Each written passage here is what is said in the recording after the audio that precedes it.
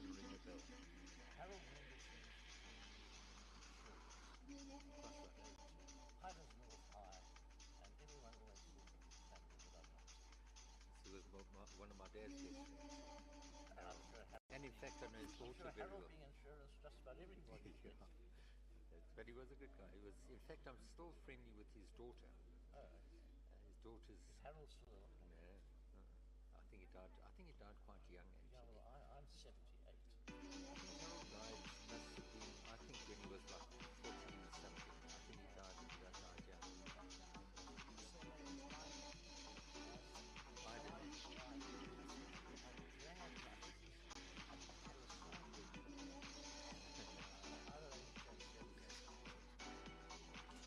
I would hate to be the president of the USA. Gee whiz. Yeah. Hate to be the president of the USA. At any age, Yeah. Difficult job. Yeah. Waiting to see if he blinks on Ukraine. No, I don't think he can. He can't. nobody.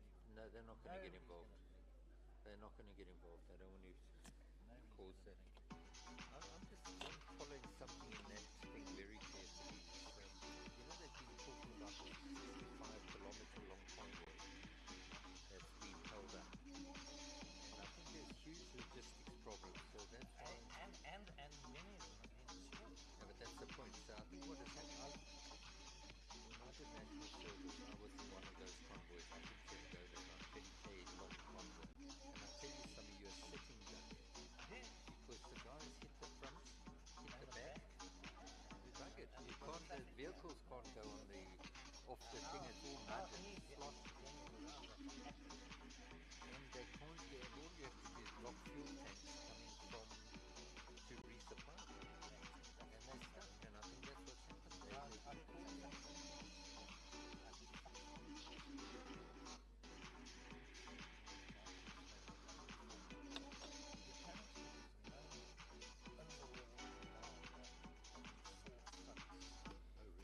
Good morning. Campaign is divided. Morning, may we get seated? Really, I think they just ran in. I think you'll probably find the towns that they're hammering are the towns that are close to borders where they can get supplies in. Where, like, why they can't go into Kiev is because they can't get fuel and ammunition. And I think that's what's going on. It's too far from the borders. So, but it's interesting. It's a logistics problem. It's a, they thought they'd be in and out in 2 days. The snag is the Ukrainians are going to have a logistics problem soon. Absolutely. They're running The out. EU members who promised stuff haven't delivered on it. They haven't been able to deliver either. Yeah. Have they not? I think they have been getting like missiles and anti-tank stuff and that kind of thing. And they reckon that they took out in one of those convoys an entire brigade with like 60 or 70 tanks. Because as I say, the things are still, imagine being one of the Russian soldiers in that thing, stuck there for 3-4 weeks. There's no food coming in. There's nothing. They're sitting ducks. So I think that's going to be an interesting thing going forward. This is reminding me of the Anglo-Boer War scorched earth. Scorched earth, yeah. It's exactly the same thing with modern weapons. Trying to hit everything, just take everything out. Good morning, Executive Mayor, members of the Mayoral Committee, Acting City Manager, Chairpersons of the Board, NEDs and Independent Audit Committee members present, city officials, and everyone that is joining us online. You are welcome. In terms of our house rules, you are requested to keep your phones on silence, as well as to adhere to the COVID-19 protocols as proclaimed in the regulations, and that includes putting our mask on when we are inside here.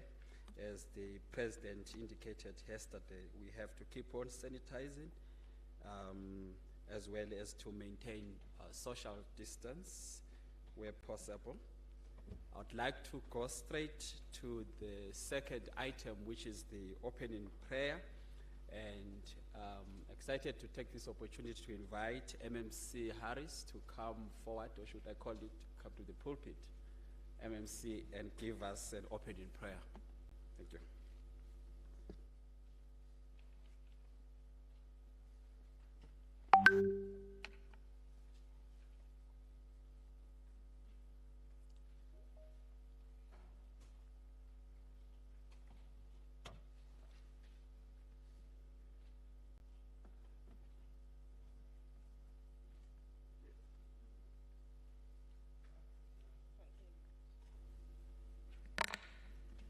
learning these things, eh? Let's start again.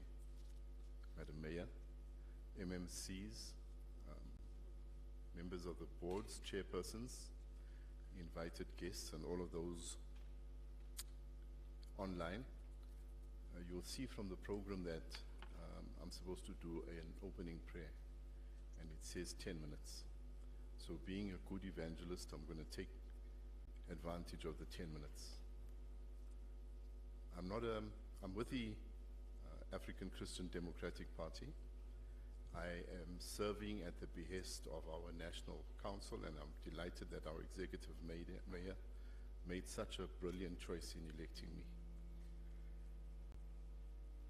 I serve on the Community Development Department, and community development, in a nutshell, just looks at the spiritual, physical, and mental aspects of the city of Johannesburg. And I think there's a connection between all of us. So what I'd like to do today is just to talk to you very briefly about two aspects. Part of our spiritual aspect that we look out for is the cultural and linguistic aspects of our arts and culture departments.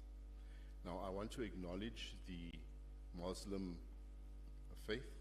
I want to acknowledge our Hindu community, our Jewish community, all of you. I would like to acknowledge you because that is what community development is all about. But this morning, I'm going to be talking to you from a Christian perspective, if you don't mind.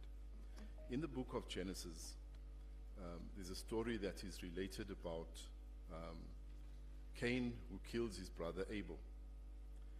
And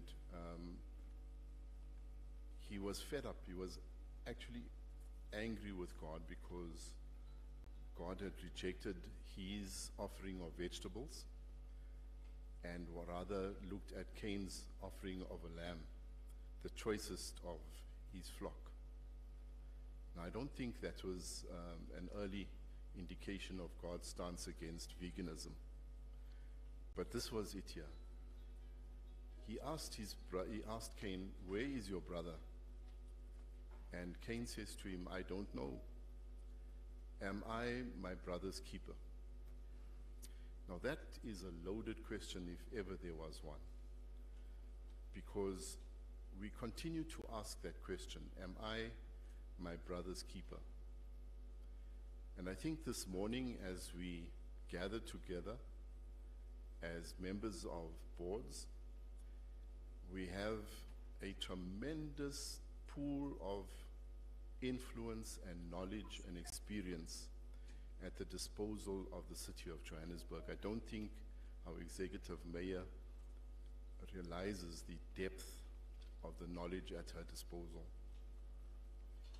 And I'm going to ask you today to use this knowledge and the depth that you have to answer this question, am I my brother's keeper? Because in everything we do, whether it be in the board of City Power, where you have to make sure that the lights are on, you have to ask that question, am I my brother's keeper? The potholes, the parks, the swimming pools, all of that, you will have to ask, am I my brother's keeper? But your function really is going to be in terms of governance. Your function is going to be in terms of mitigating the risks that are faced by the different entities. But mostly, I think your function is going to be in terms of the strategic direction of where the city is going to. So I would plead with you to say, when you perform your tasks, think in terms of the story of Cain and Abel and answer that question, am I my brother's keeper? But I would like to just end it with a verse from Galatians chapter 5, verse number 13 says, "For brethren, ye have been called unto liberty. Only use not liberty for an occasion to the flesh, but by love serve one another." So with that, I'm going to be saying to you, as you go about your duties, as you go about your functions, as you go about leading the strategic direction of your various entities. Think about that, okay? And there's nothing about being a sissy if you say that you love your fellow man. I think there's much strength in that. And there is much strength in you taking your functions so seriously that you will in love lead Johannesburg along a golden path that the Executive Mayor has set for us. So having said that, I'm going to ask you to rise, and then we will commit this time to the Lord in prayer.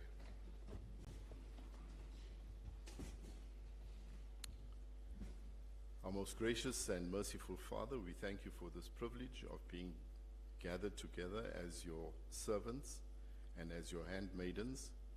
And we pray that today, as the fog of what is expected of us is going to be lifted, that our hearts and our minds will be open to the task that you have called us to. We thank you for every head bowed in your presence. We thank you even for their families that are sacrificing them and offering them up to the city so that they can serve the citizens of Johannesburg. We pray for every item on the program, and we pray, dear Lord, that all of us at the end of the day will say it has been good to have been in one another's presence. So bless us then in Jesus' name, amen. Thank you.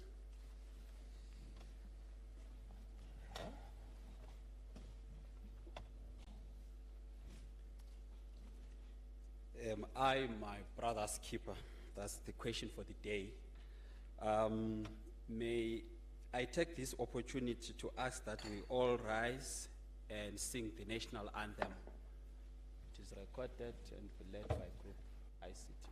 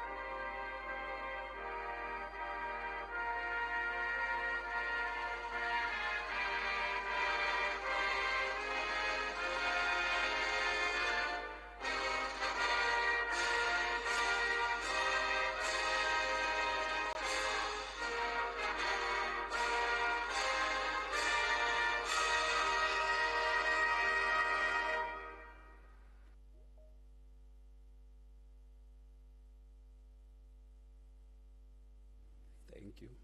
You may be seated. The Executive Mayor has, in terms of Sections 59 of the Systems Act and the Council-approved delegation of authority, delegated some political oversight functions over the city's governance space to the MMC Councillor Sudabi. Therefore, I would like to request MMC Judy Sudabi to come forward and give us MMC.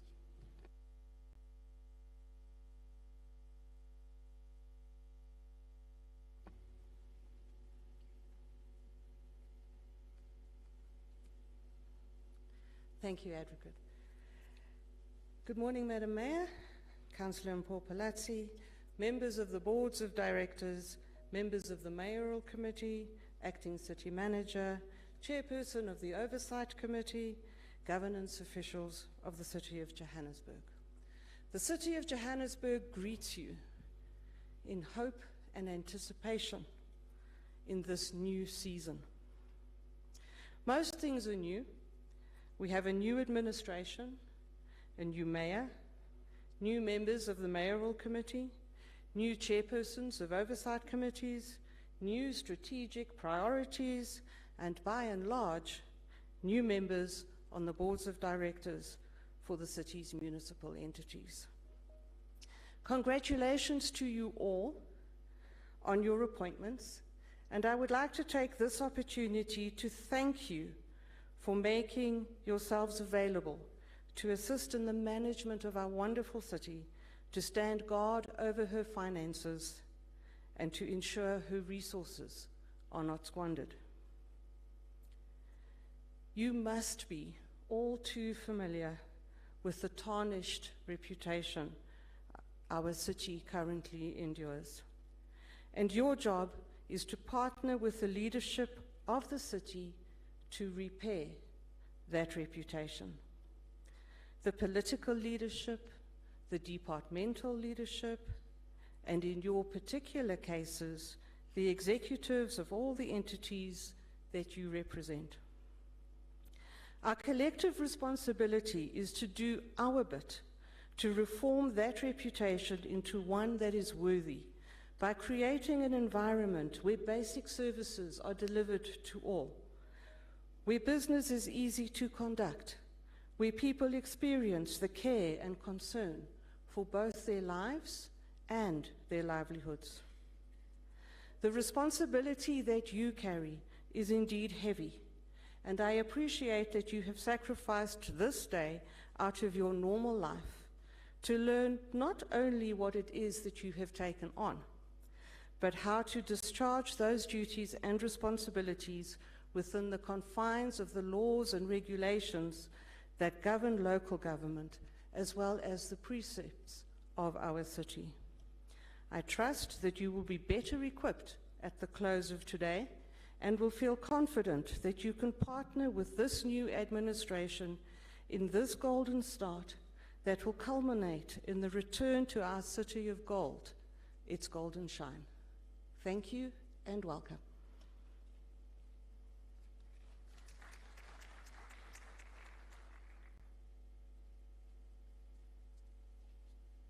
Thank you, MMC Surabi.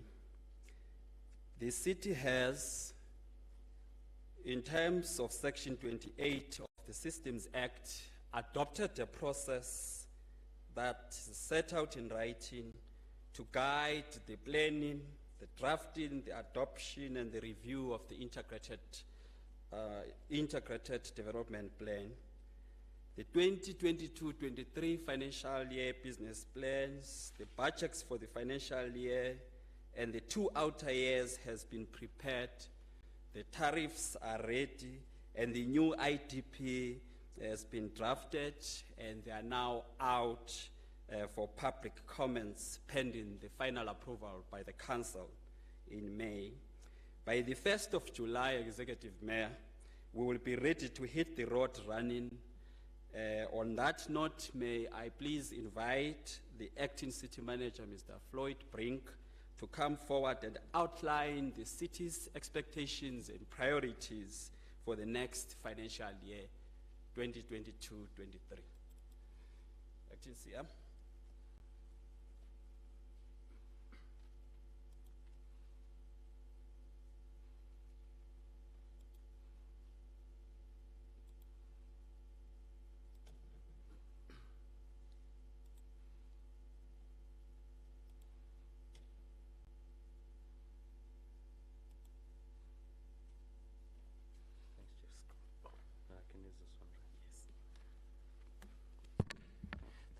Thank you, Program Director, Executive Mayor, MMCs, our board chairpersons of the entities, MDs, CEOs, our senior management team within the entities as well as the departments, all officials present, More importantly, also our stakeholders that we've invited from WITS, UJ, and N2 Growth. Thank you very much for the opportunity.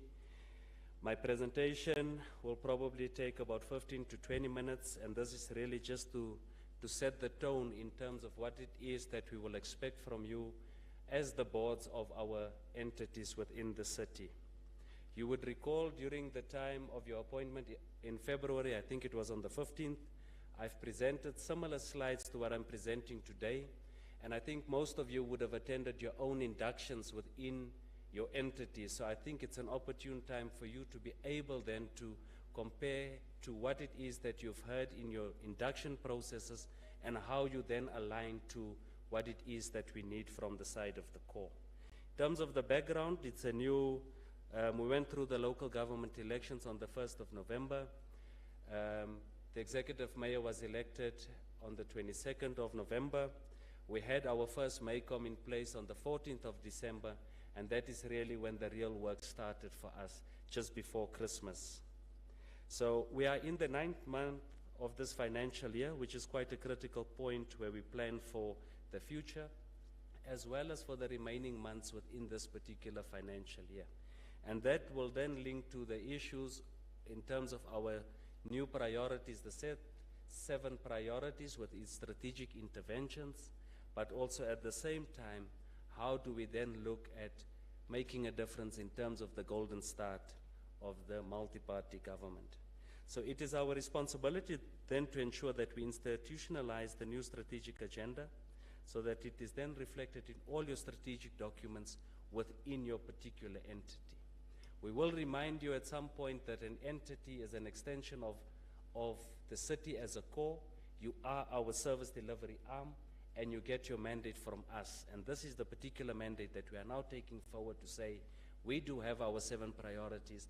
How do you now cascade it down with our strategic interventions into your strategic plans and your business plans in order for us then to feel the difference from a service delivery perspective? This is the same slide that I presented on the 15th of February. You need to ask yourself when you get up in the morning as a board member, as a MD, as a CEO, or the senior managers within that particular entity, how do we start to address this particular problem? So whether you are in City Power or whether you are in Joburg Water, each one of you will now have to ensure that you make a contribution to this particular slide. On your far right is usually the one that I like to focus on, is the issues with regard to the quality of life. How do you, in your small corner where you sit within an entity, within a department, ensure that we start to transform the city of Johannesburg, and we also start to change how we are being perceived by our residents and communities? That can only happen as and when we ensure that we look at the issue of service delivery from an efficiency base, an effectiveness base, productivity, and issues with regard to value for money and transparency within our services. We will be talking about issues with regard to communication, because I think what is a gap for us as a city, as a core, as the entities, is either the lack of and or limited communication between us and our residents. So we need to look at our feedback loop. Of course, we will look at issues with regard to unemployment. How do we then ensure that we stimulate the economy during a very difficult time?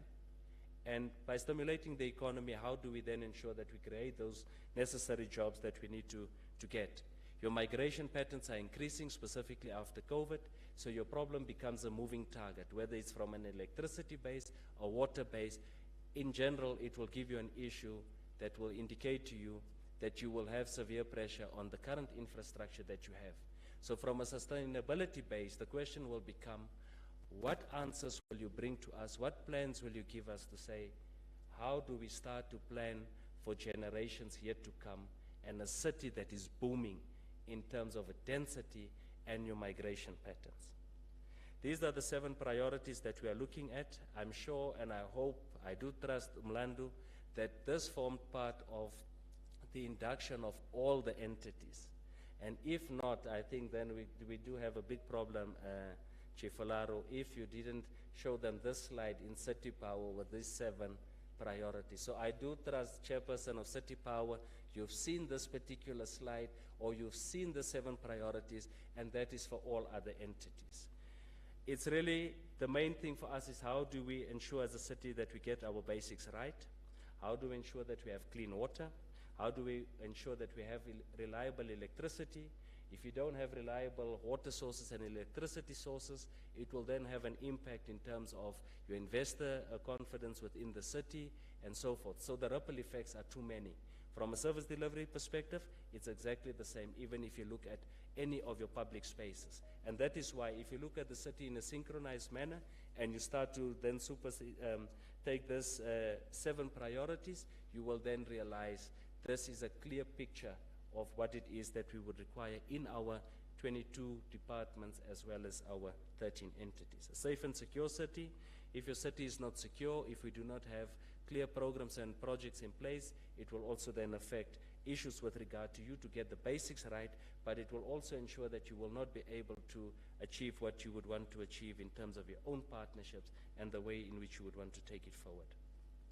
Issue of caring city, it's quite important. How do we look at issues with regard to displaced or homeless people, issues with regard to food security, and each one of you as departments and entities, you'll start to realize, even if you are in the city power space, you still have some form of input into the broader scheme of things, and it is not just, for example, an issue of social development.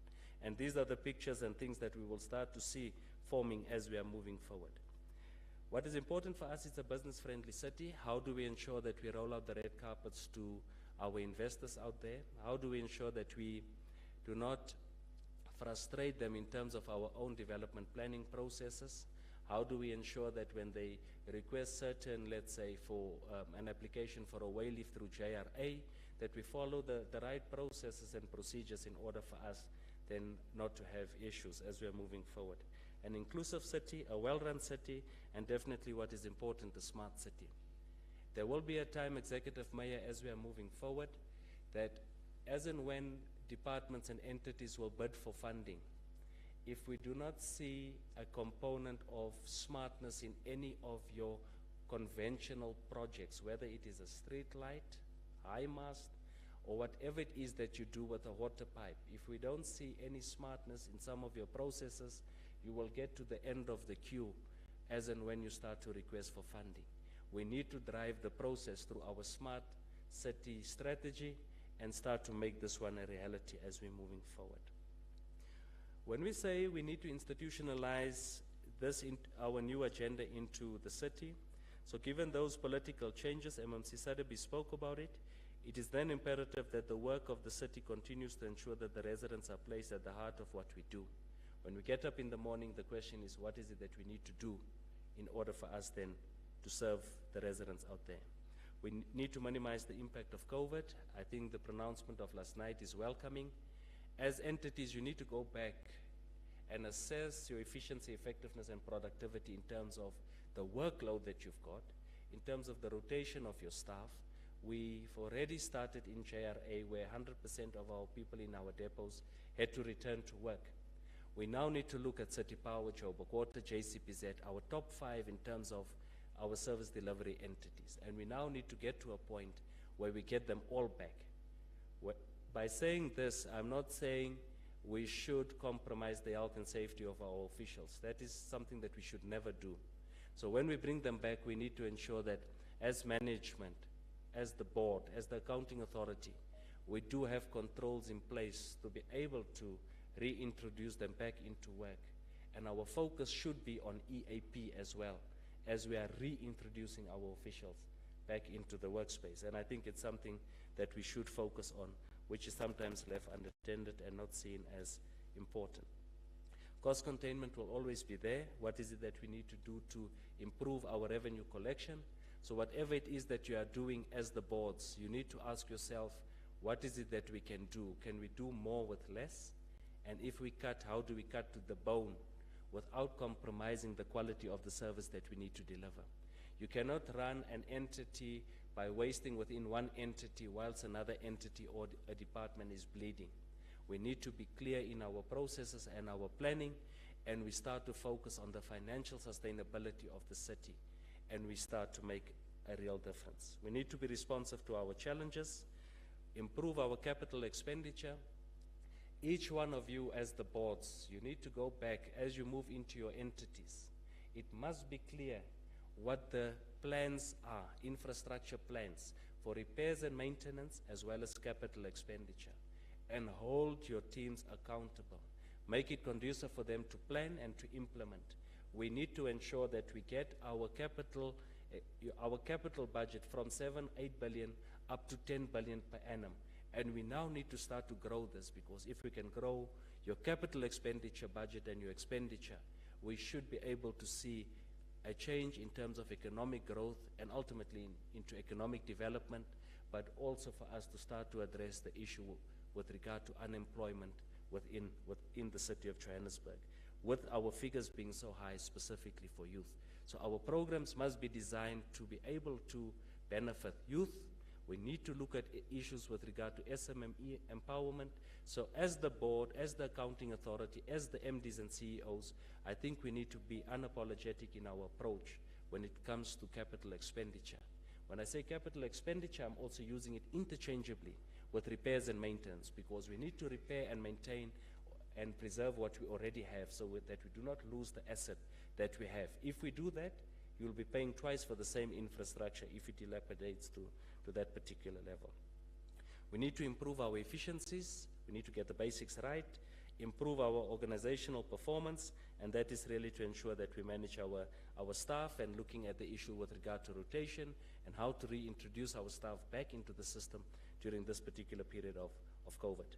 We need to build a professional and a highly skilled public service, focus on critical vacancies, work with your MMCs, and the MMCs will work with MMC for GCSS, and we start to look at the issues. Although we do have the moratorium still in place, but critical positions will always be considered, even if it means we need to have a temporary lift of that particular a lift in terms of our moratorium that we have. There must be a strong focus on issues with regard to corruption and fighting corruption within your entities and departments. We need to move to transparency. We need to be clear in terms of our processes. We need to continue to reduce the utilization of Regulation 32 and 36s. Although it is allowed in law, but let us make sure that whatever it is that we do tick all the tick boxes from a compliance perspective. Poor planning cannot lead to a Regulation 32 and a Regulation 36. It's something that should not be allowed.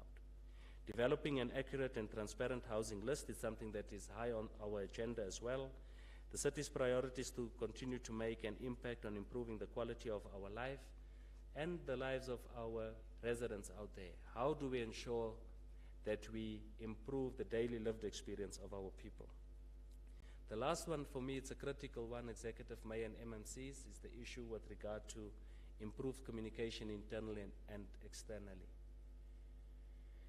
Now, when you have an issue in terms of, let's say, Joburg Water or City Power, MD City Power, you are sitting closer to me, so I will look at you each and every time when the examples are coming. When there's an outage on electricity, it won't help us when we put on Twitter that we've just lost X amount of megawatt of power and give a technical response. Nobody can decipher it. So when we communicate at that level, let's communicate the technical message, but let's get a message that our people will understand differently. Because all what is important to them is the estimated time of return. That is all what they want. So when we communicate it in a technical term, let's say Joburg Water, we wouldn't want to hear of all the megaliters and kiloliters of water that we've lost. It's something that you can communicate technically to us, no problem. But when we go into our social media space and our Twitter accounts and so on, let us communicate it in a language that we will all understand at that level. We must ensure sustained growth, and we must invest in long-term high-impact projects. That links to the capital one that I spoke about earlier. Your strategic interventions must then be embedded into your everyday planning. That links to the 7 priorities that I spoke about, as well as the relevant strategic interventions. I'm sure you would have spoken about that. Having appropriate measures to allow us to ensure that everyday operations create meaningful and long-term lasting solutions. What is it that we'll do to reduce poverty? How do we then improve our economic growth and greater access to our quality services? That is all what we are about. This is local government. You are running an entity. That is all what we are about. How do we ensure that we have quality services and getting the basics right for our people? Ensure that all non-performing departments and entities turn around and have a deliberate plan for improved performance. There are certain entities that we know where we're in overdraft. There's others where we have issues with regard to your intercompany transactions between the entity and the core. We need to make a deliberate attempt to start to look at those. How do we ensure that we minimize the interest paid between the two, which might become a fruitless expense between the core and or the entity, even if it's just a paper exercise? I think these are some of the things that we now need to make concerted efforts, Mlando and your team, that we start to address them as we are moving forward. We need to respond decisively and accurately in terms of our 200-day and our one-year plan. Minimize the spread of COVID, use relevant and appropriate accurate data for decision making, and that remains critical for us. We will be deploying some of our end user officials within your entities. So when we look at the department, let's say when we look at JRA and Metrobus, we will be deploying officials from the transport department, not just the group governance the way that we've done it in the past, but we also want to ensure that we now bring in the end users into those particular entities to be able then to do some level of oversight in terms of the mandate, in terms of the KPIs, because your group governance officials really focus on issues with regard to accountability, responsiveness, transparency, and in essence, how do we ensure compliance with group and legislation-related matters. We now want to change that model and say we are now deploying officials from the end-user department so that we tighten it from a KPI perspective, but also a performance scorecard point of view. Implementation of the revised supply chain management strategy. We need to be transparent on what we committed to deliver and ensure that we deliver on time. Whatever it is that we're not going to deliver on time, we need to have a clear strategy on how we're going to communicate it back to the residents. By keeping quiet and not informing them and providing feedback on either a slow progress, non-performance, or anything of that sort, or a poor performing contractor, those are the things that will anger your communities and your residents, and we will have issues, and we'll have to extinguish fires at this level. We will continue with our concerted efforts, specifically on Buya Mteto, the relevant departments and entities. We will ensure that we've got that integrated approach and start to focus on that. We need to continue to reduce our leaks in the system. This is not just a normal water leak that we are referring to in Chaveni. Here it's leaks in the system, whether it's from a supply chain management point of view, an efficiency point of view, whatever it is that we do, it must be about effectiveness of the system and getting the basics right. There must be a systematic and thorough review of all our citywide policies. This is something that has been detected by the Auditor General. We've got more than 860 policies within the city. We need to review those. And within your spaces as the entities, you need to have a concerted effort between now and June to start those particular processes so that we start to turn the picture in terms of the dashboard that the AG always present to us, specifically on issues of outdated policies. Now, a policy, we would all know that a policy can be reviewed by also indicating that there's no input or no change in the policy. That is also a review if it went through the normal processes. So we need to review our policies. So it's something that you will drive within the entity as well as the core. We need to continue to make a concerted effort to end the perceived and the real corruption and ensure proper consequence management within the city and its departments. This is just an indication in terms of our new strategic direction, how it links back to the issue of the review of our KPIs, aligning of our budgets and our budget processes, and also the reviews of the business plan and the development of our 5-year IDP. This is really between now and June, issues with regard to the SDBIP revisions, looking at the table the strategic changes and with communities by February 2022. That's what we've done.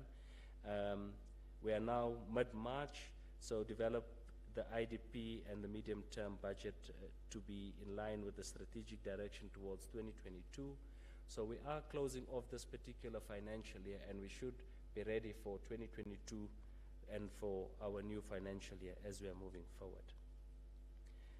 What is important in terms of local government legislation and MFMA, and our MSA, and I think, Mlando, it will be critical as we are moving forward that our boards and our entities really understand the different legislation so that we don't have some form of difference as we are moving forward. We are also focusing on the MFMA and the MSA. On your side, you will remind us later of the shareholder policy, the SDAs, and so forth. But we'll also remind you of the MOI. And we're also going to remind each other later of the Companies Act and King 4. Once you start to throw all that legislation into one pot, I think that is where the complexities start. So our team in group governance will make time to be able to explain those things, because that is where the contradictory views comes in, and then there starts to be a push and pull between us and between the core and the entity. So I think it's critical that at some point, Mlando, there must be a clear workshop on how all of these things come together, and who is the shareholder and who is the shareholder rep. And we are saying this out of experience because we've seen in the past that when it suits us, we start to change those particular views. But today, because we are all happy and we are all smiling, I'm already mentioning it to you that there is this thing that might be coming. So if it happens 3 to 6 months from now, we will remind you. On the 23rd of March, I reminded you that all this legislation is going into one pot. And it's important for us to move it forward. So once we get that right, it's where you'll have a smooth transition in terms of how we are moving forward. The following slides I won't touch on. It's really just to indicate where you fit in as an entity. You have the full mandate to deliver on behalf of the sole shareholder, which is the executive mayor of the city. This is just an outline of the process in terms of the accountability cycle from an IDP perspective. You would have seen this probably even in your own board inductions at the entity level, up to the level where you'll have accountability reporting, and ultimately you'll have the annual reports. I wouldn't touch on all of these ones, but I think what is important for us, the effectiveness of boards. MEs do not operate in a vacuum and should be cognizant of the environment within which they operate, as well as the direct and indirect impact on the stakeholders. It links to issues of communication. It touches on the issue of the legislation that I just spoke about now, and then how do we start to engage between us and you. And from your side, you need to ensure that you have the relevant subcommittees in place, audit and risk, and or if you require any other type of subcommittee that will help you to improve your service within that entity, that is something that will then be presented through group governance and to the office of the city manager, where we will start to consider those particulars as and when we get to that particular point. This is the same slide that I presented to you on, in February. This is the slide where we would want to turn the corner and get more green in terms of clean audits. There is a plan. We do have our OPCA, and we do request each one of you at the board level, board chairpersons and board members, please tighten the belt and the grip on all your CEOs or MDs when it comes to issues of audit, whether internal audit or your external audit. We need to ensure that we turn this one around in terms of the number of findings within your entity, so that we start to have a clear grip in terms of our internal control environment. So we move it from unqualified back into clean. So in the next financial year, the one that will be, or the current one that is ending June 2022, we do have a plan in place to get those that move from clean into unqualified to start to swing them back into clean, and those that are unqualified with findings to start to reduce the number of findings over in the next period, so that we start to see a reduction in terms of the number of findings. The city appreciates the work and the role of the entities in the attainment of its strategic objectives. Through entities, we want the community to have confidence in the city's ability. So you are the face of the city. Your communication strategies are quite critical for us. We need to ensure that we provide that feedback loop back into the residents, so that we are clear in terms of the processes that we focus on. We commend the good work that the entities are doing, but also we acknowledge that the task is immense and requires us to increase our efforts. So there must be a clear line between yourselves and the core, specifically through group governance, in order for us to ensure that we have an efficient government and a caring city that we drive towards. We need to focus on quick wins. We need to ensure that we change the perception about how we are not delivering within the city, and that can only be done through trust and respect by providing that particular services to the people out there. There should be a new focus on our essentials. How do we get the basics right? Encouragement of growth and investment within the city. Innovation should be high on your agendas. We need to transform the local government operating model. We need to ensure that we go out there, we look at funders, we look at donors. How can we grow our own budget with the constraints that we have, and how do we expand our horizons? In terms of innovation, how do we focus on different sources of energy, different ways of delivering, whether it's alternative building technologies? So innovation should be playing a critical role as we are moving forward. We need to emphasize that the quality of governance is quite important. We need ethical leaders. We need to ensure there's efficiency and effectiveness. But more importantly, we need collective responsibility and accountability throughout the system. Thank you very much, Program Director.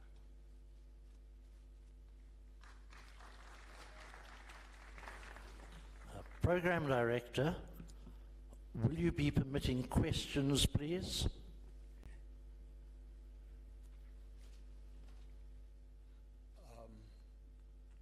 CM, there is a question. Once a councillor, always a councillor, I know. I'm trying not to disappoint you, Mr. Brink. Mr. Brink, I have, I think, 3 questions. During the last administration, or rather at the beginning, there was an attempt to bring about a high-level institutional review, which went pear-shaped for reasons which we're not going to discuss today. Do we intend to have a similar exercise during this administration? That is my first question. My second question, you mentioned consequence management, which is of immense importance if you're going to bring about clean administration. Where I am concerned is our capacitation to implement consequence management to the fullest extent necessary. And lastly, each of the entities has a service delivery agreement. The one thing I appear not to have for JDA, and this may be common to other entities, I don't have my own JDA service delivery agreement. Please ensure that all boards through all the entities receive the service delivery agreement appropriate to that entity. Thank you. Thank you, sir. Any further questions now that the floor is open?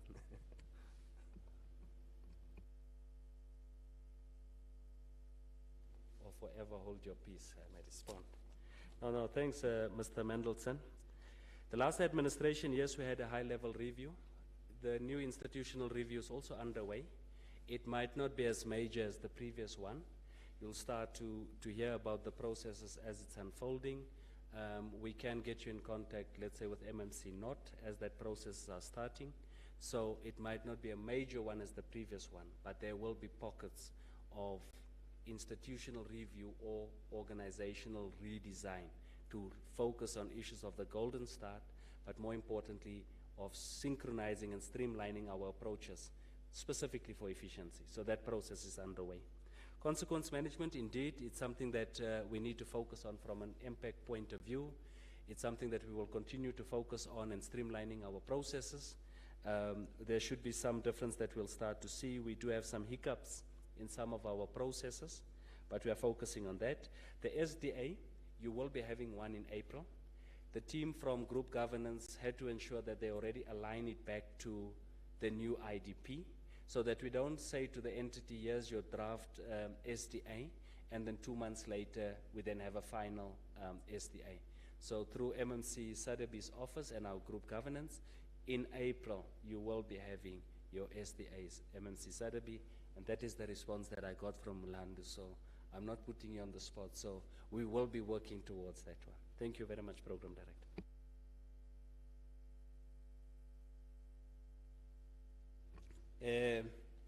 There was an issue of the shareholder. Yes, we always have these issues.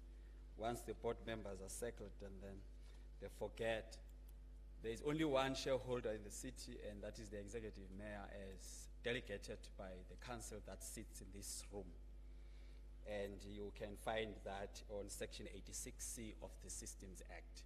And there are some mechanisms of delegation that kicks in through the MMCs, your office, acting CM, and group governance. Executive Mayor, as the city manager was flighting the mayoral priorities, I thought of how these priorities are so simple, unloaded, and complicated. Very, very simple. But once you start understanding what they mean, that's when you see how serious they are. They make me think of this financial institution that coined a phrase that says the ultimate, rather it says the simplicity is the ultimate sophistication. As you are simple, you become very sophisticated. That's what we can see coming through from the mayoral priorities that you lead. And indeed, they come across as your compass that ought to guide entities, especially the board members, to the direction that the city desires that we must actually get to. And they are very important because they are cascaded down to be aligned or mapped to our programs that we have, the objectives and the projects that we have in terms of our alignment. That will be coming to an annexure in the SDA Ambassador Gibson that will be signing soon, that's aligned to the IDP of the new mayoral term that we have. And lastly, Executive Mayor, there's what we call in law, Ambassador will know it, it's called the 12 tables, the Roman 12 tables. You can link that to your 7 mayoral committees, priorities. The story of what happened is that they came, or rather they were put together around your 1451 BC, where they were actually inscribed in your 12 bronze in the Roman ancient times. And after some time, they were actually discovered and they became the law that binds. I'm trying to say these priorities, they ought to bind and drive us, and we keep on referring to them until the end of this term. So it's very critical that we adhere to them, as the CM has said. And on that note, it remains, and it's always a privilege to invite the executive mayor of the city of Johannesburg Metropolitan Municipality to come forward and give a direction to the new boards that we inaugurated on the 15th of February. Give us a direction, give us the marching orders. Let us welcome the executive mayor of the city of Johannesburg.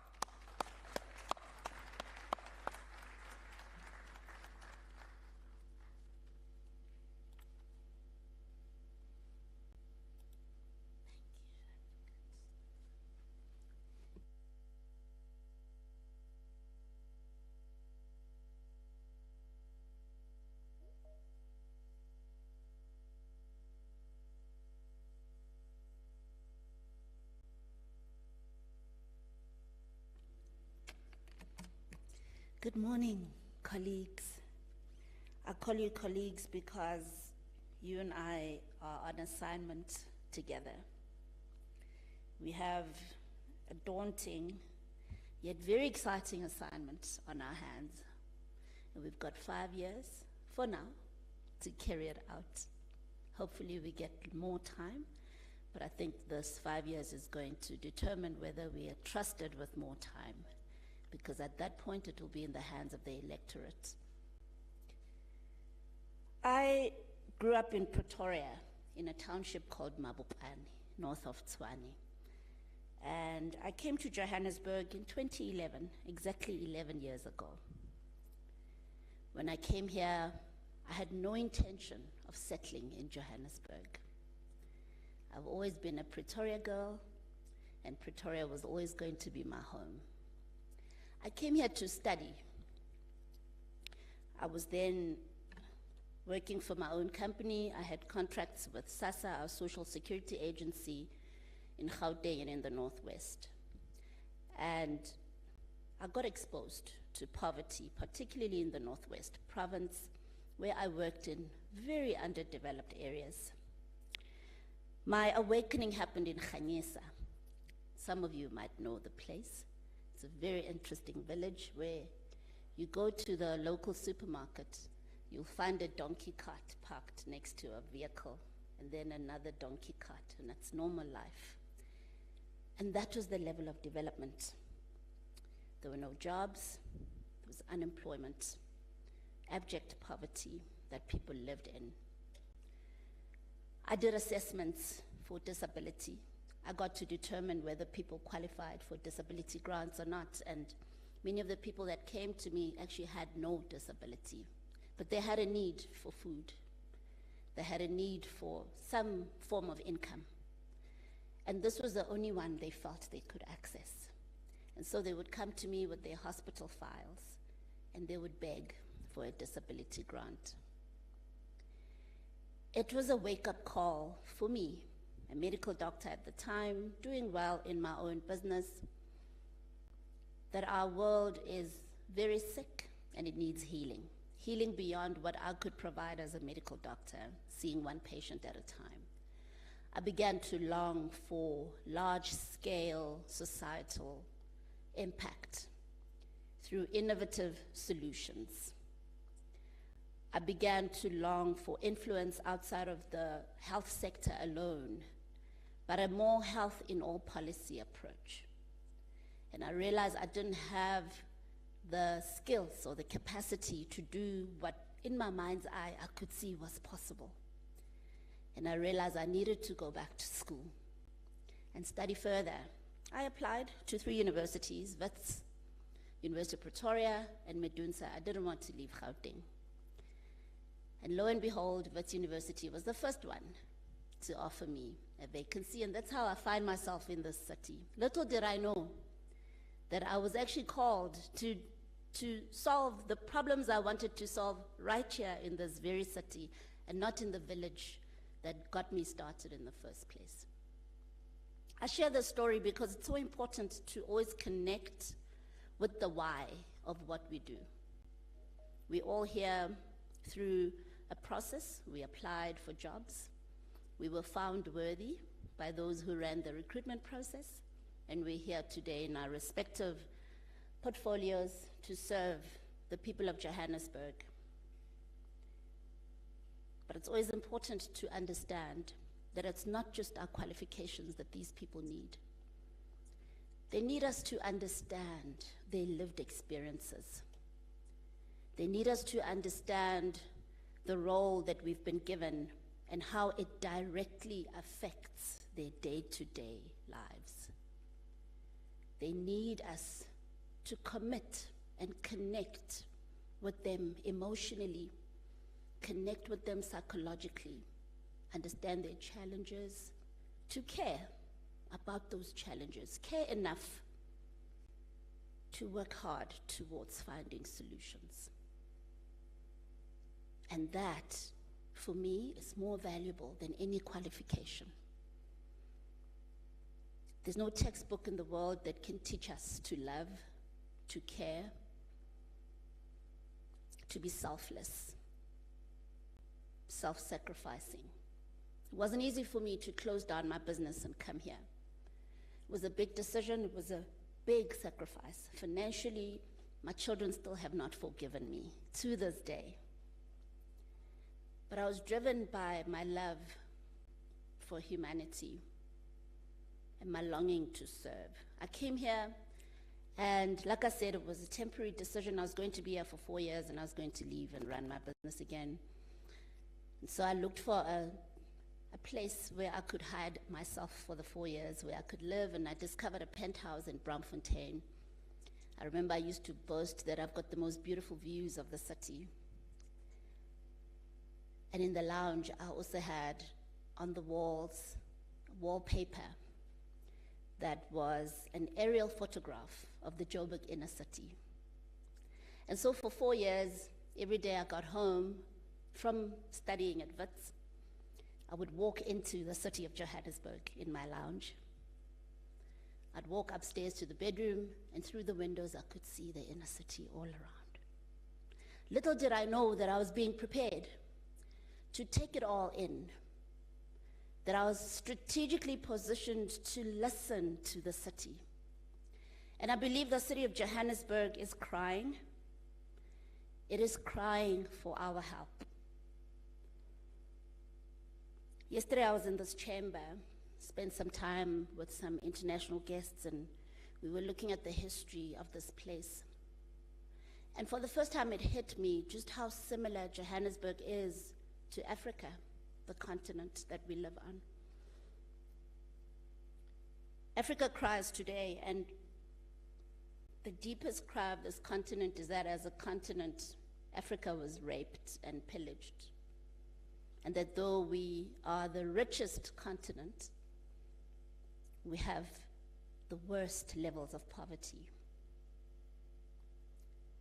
In many ways, Johannesburg, if you think about it, the city was built on the back of the gold rush. Somebody discovered gold, and one by one they started moving into the city until we have the population that we have today. It is known as the City of Gold, and we still see people moving into the city today in search of this gold. Some are in search of the actual gold, but many are in search of the abstract gold. It is known as the City of Golden Opportunities, and many come here looking for those opportunities. They come here with hope that if they come to Johannesburg, their lives will change for the better. But Johannesburg, much like Africa, has been raped and pillaged over the years. The glorious city that we once knew, that fed the hopes of many, has become what it is today. It is in ruins, it is in squalor. But you and I today have been trusted with probably the greatest assignment on the African continent today. And that's the assignment of rebuilding the city of golden opportunities, restoring its shine and restoring it back, not only to the people of Joburg, but to the people of this continent. And I'll tell you why I say that. Because we remain a beacon of hope for the African continent. Today we lament in migration that's uncontrolled. Yes, our borders are porous, and many have come in Johannesburg in search of refuge, in search of greener pastures. But what I'm hearing them say is that we see you as our hope, Johannesburg. And it is my firm belief that if we can get Johannesburg right, the rest of the continent will follow. And that will be the ultimate solution for the migration crisis that we have today. Because it will take away the need for people to leave their countries to come to Johannesburg. And so the way I see it, our calling is so much bigger than this city. In the 2016 administration, we used to say, if Johannesburg works, South Africa works.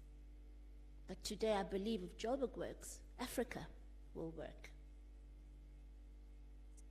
And so we've got a very exciting 5 years ahead of us. I hope I have your attention. All of us in our various entities that we've been appointed to, unlike myself, who has a mandate citywide, you have a very specific mandate because you've been appointed to a specific board of a specific entity.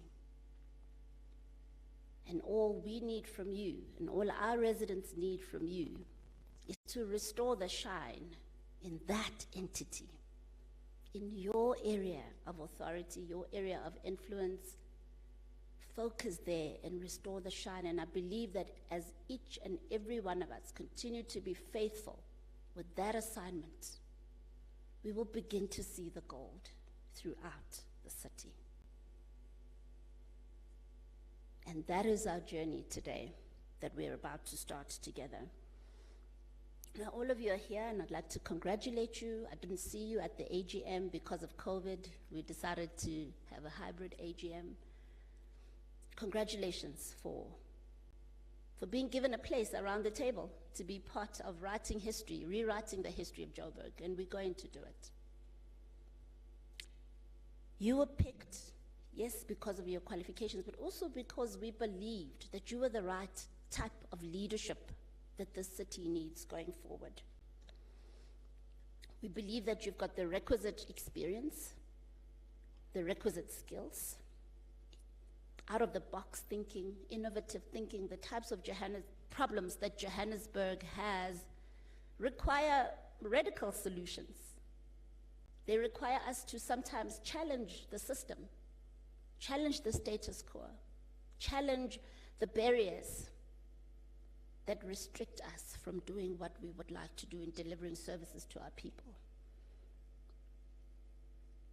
And so the type of leader you need to be is one that breaks the mold when it needs to be broken, but all in line with the law, of course. But we also chose you because we believe that you are ethical leaders and that you will not tolerate corruption. One of the things that has stolen from our residents for far too many years is corruption. The city established a unit called the Group Forensic and Investigations Unit under the leadership of General Shadrach Sibia to fight corruption in the city. This unit was established, I believe, at the end of 2016, and today, 6 years later, there's all sorts of reasons why this unit cannot function how it was established to function. We are engaging with that issue in partnership with various other organizations and entities. We're talking to National Treasury, we're talking to the SIU, we're even talking to AfriForum, because we are determined to make sure that Group Forensic and Investigation Services Unit functions how it was meant to function, and that they continue to be supported in carrying out their mandate to fight corruption in this institution. Let me tell you what corruption does. We spend money for services rendered by people with no qualifications to render those services.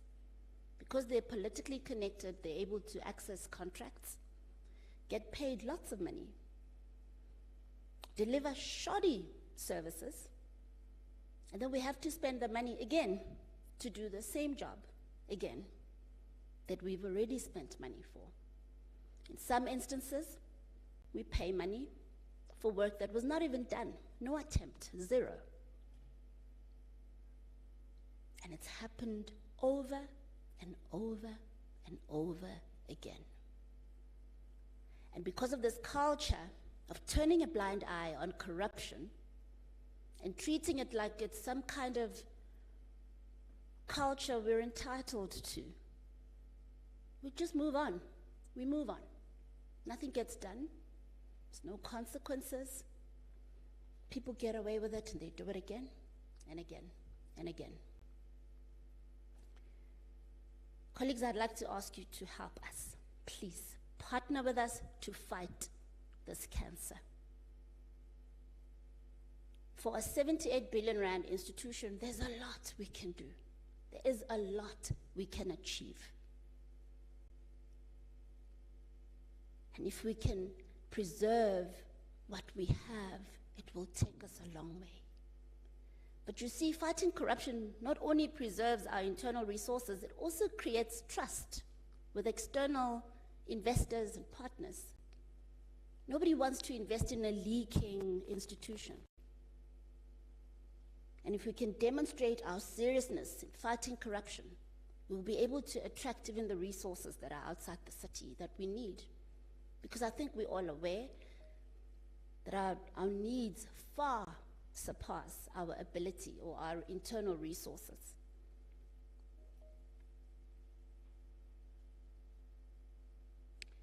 The financial health of the city is of paramount importance. I spoke about corruption, and that's one way of having leaks in the system.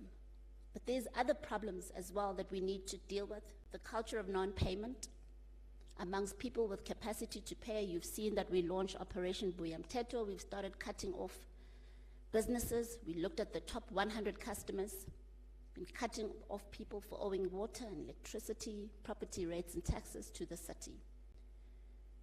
Through Operation Buyamteto, we've got a revenue collection target of 4 billion rands per month. And I must say the team is doing really well under the leadership of MMC Sadabi. And that's one of the ways we're going to recover money that's outside the system. Another issue that we have that's been a historic issue, and it's quite a pain, I must say, is the billing issue. We were sitting with about 38 billion rands in our debtors book. And some of that is because of billing queries. When you've got disputes around billing, you cannot bring the money in. You first need to resolve the dispute, and then you can bring the money in. So anybody with an open dispute cannot even be cut off even if they're not paying, because they've got grounds not to pay if there's questions around their bills. MMC Sadabi and I will be working together to revolutionize data management in this environment. And we're hoping that you will help us, because if you look at the data environment in the city, it is a mess. Right now, as the executive mayor, I cannot walk into my office and look into a dashboard that gives me an overview of what the city looks like today. What are our staffing levels? How productive are we? Where are our challenges? How long have we been sitting with them? There's no mechanism to do that. In some parts, we're still using paper records. Other parts, even though we've got electronic records, they cannot be trusted. As data flows, for instance, from the entities to revenue, there's all kinds of broken telephone, and by the time it reaches revenue, you cannot trust the data. Our residents don't trust the data, they don't trust our bills, and then they don't pay. But it's so important to fix the data environment, because again, that alone would unlock resources, particularly global resources. Because when you have proper data management, you have transparency. When you have transparency, you have trust. And with trust, you can have partnerships with key stakeholders who can be strategic in helping us to build. Acting City Manager presented a summary of the audit findings, or our audit outcome as an institution in the last 2 years. We did not have a single clean audit in a single one of the entities.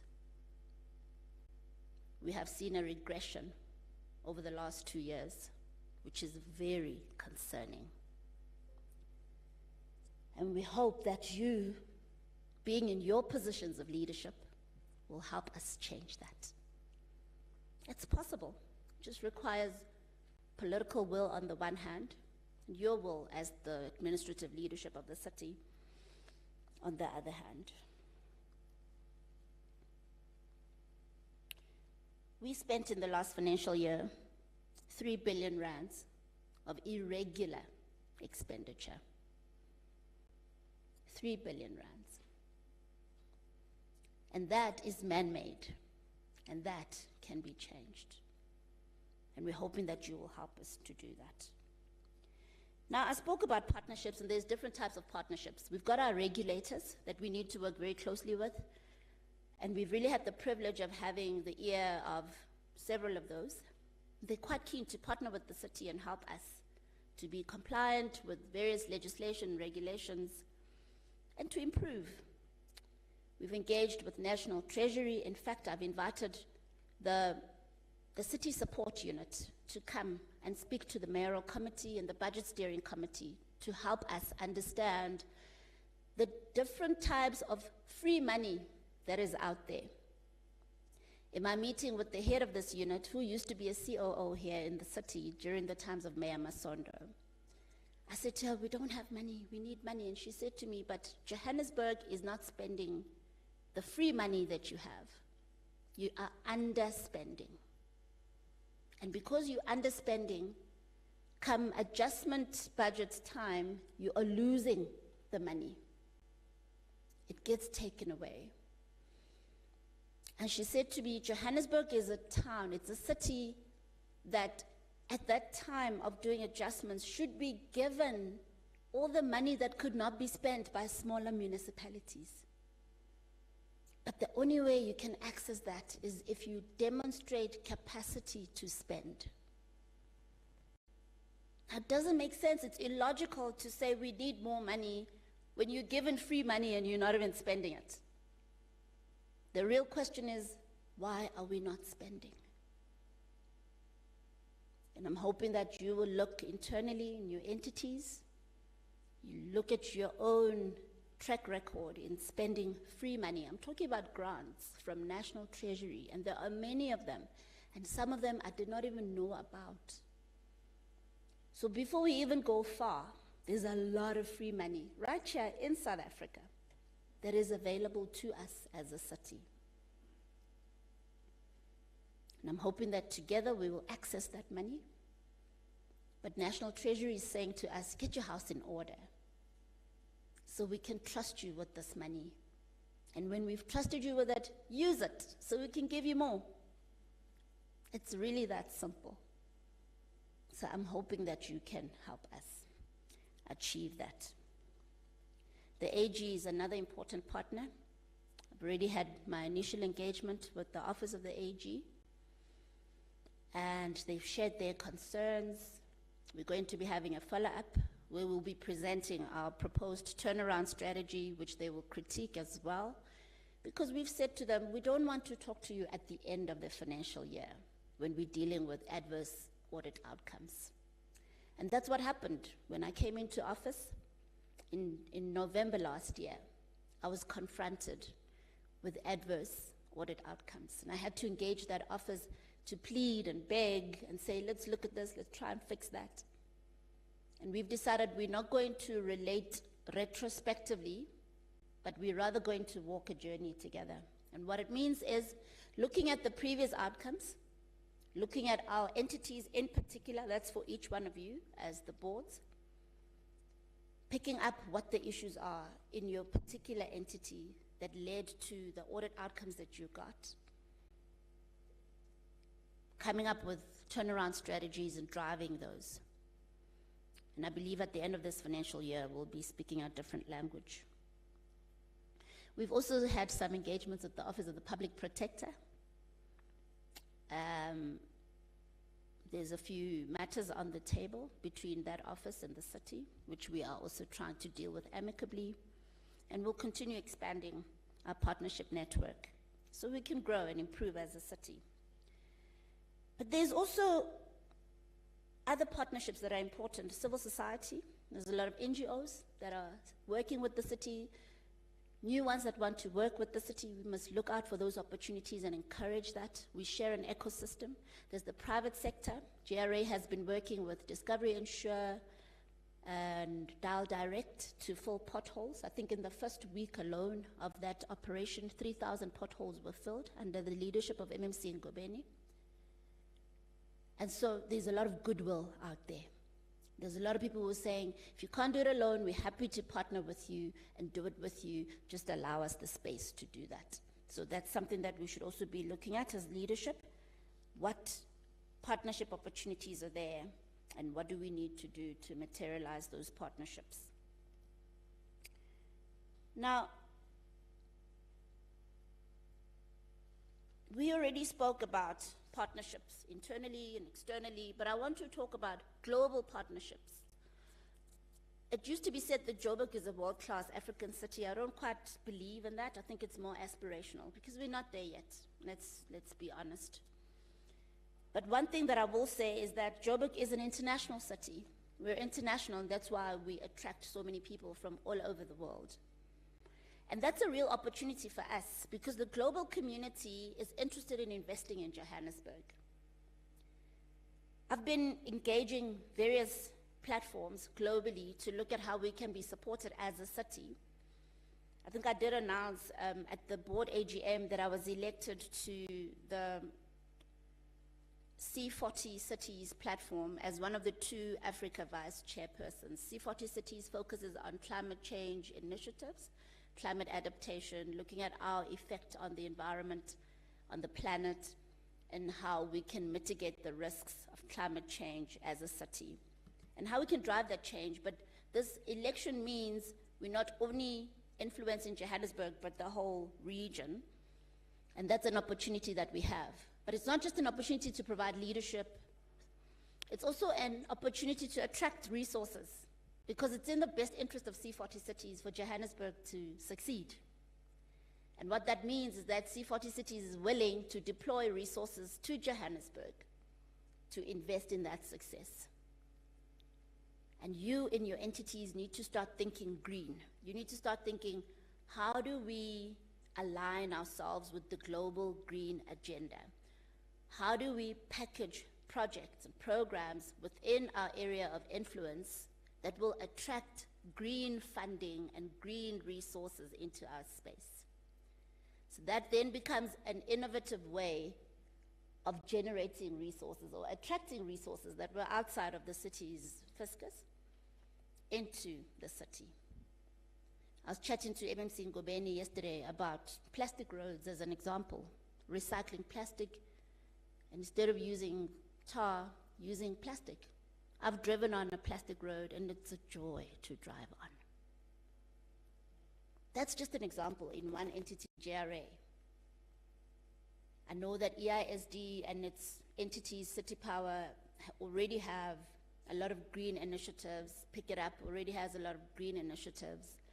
They're working on more, but I believe that there are many more opportunities for us as a city to look at how we can align ourselves with the global green agenda so that we can attract more resources while we're preserving our planet, providing leadership, and becoming a beacon of hope for the rest of the continent. So something I want us to also think about. The other thing is the Sustainable Development Goals. You'll remember that we had the Millennial Development Goals, the MDGs. We didn't do very well, except around the areas of HIV and AIDS, because there was a lot of investment in that space, a lot of transversal planning, integrated working, and we did well there. We managed to achieve, but we didn't do well generally.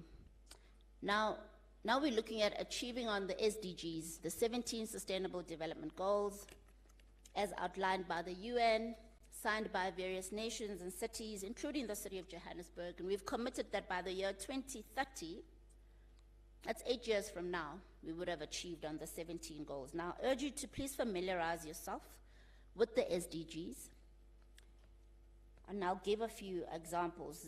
SDG 1 is zero poverty, no poverty. 2, zero hunger. 3, good health and well-being. 4, quality education. 5, gender equality. 6, clean water and sanitation.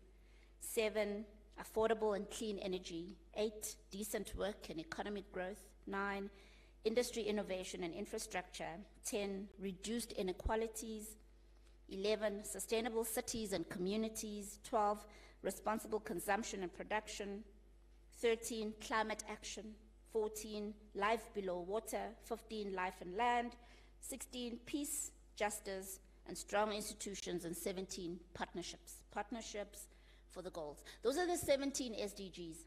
Now, again, if we align ourselves with the SDGs as an institution, we will again unlock further resources, because the global community is looking at nations and cities that have a sustainability agenda to partner, support, and invest. So what I'm saying is, with what we have, let us think strategically. Let us package our work strategically to attract a certain type of partner. You know, as a woman, if you want to attract a certain type of man, you know you need to dress in a certain way, speak in a certain way, sit in a certain way, walk in a certain way, right? It's called strategic positioning.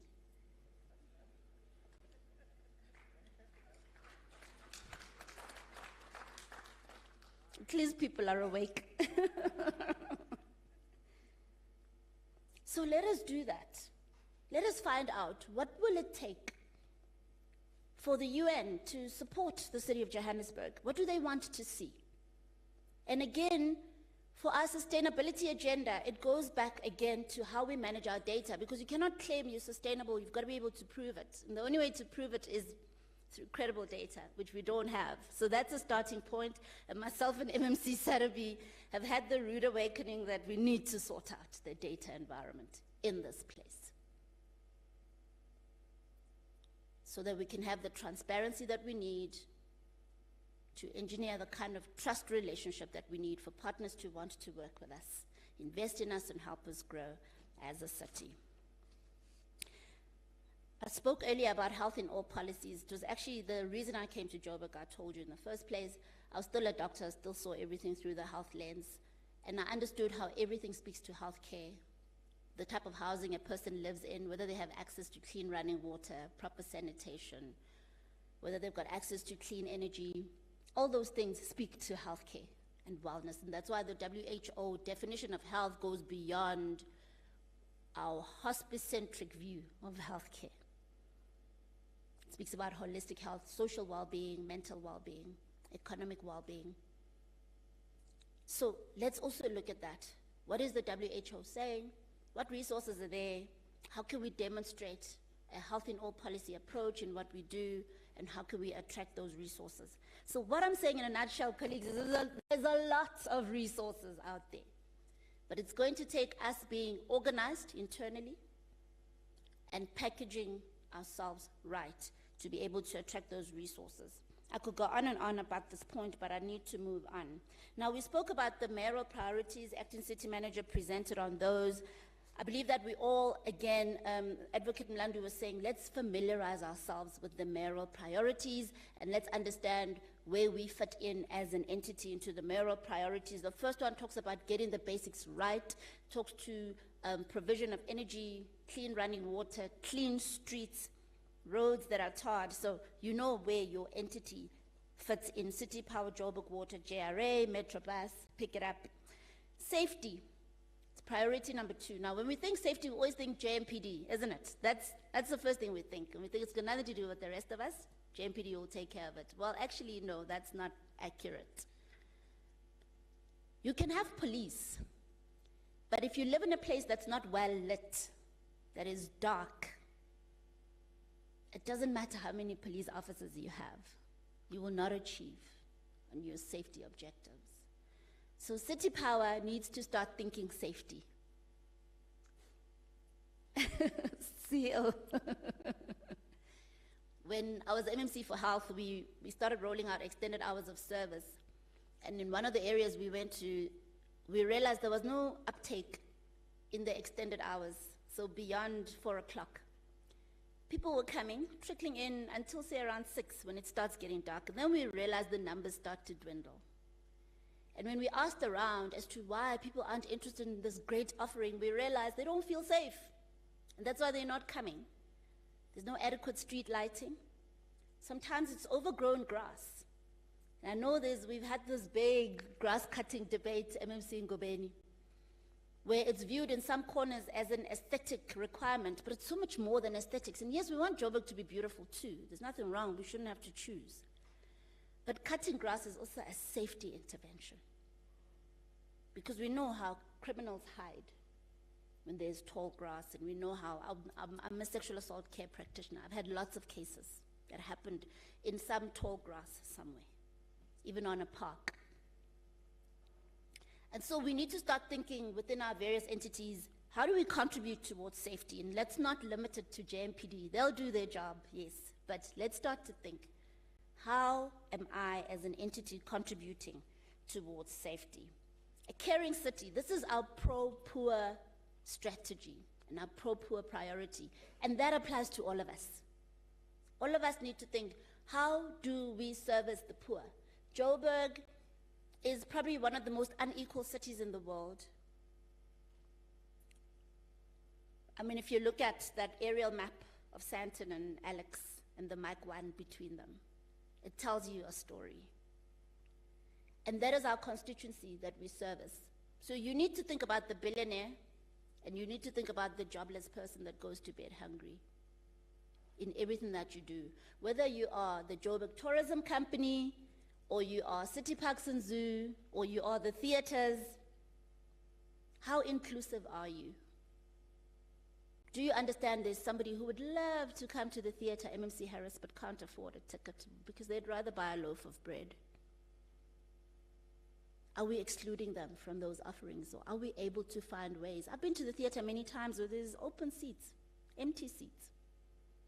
Are we able to start thinking, can we dedicate a certain proportion to those people? And how do they access them? When we think of the poor, we always just think water, food, electricity, which is great, shelter. But they too need a quality of life. They need entertainment too.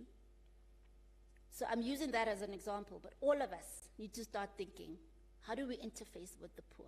I think it's easier for us to think about our interface with the rich. We know about our free basic services. I think those have been part of our architecture for a while now. I don't need to talk about them.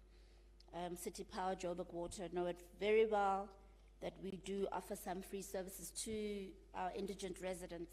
But I believe that all of us can start to think about that. Now, priority number 4 talks to a business-friendly city, and again, that speaks to all of us.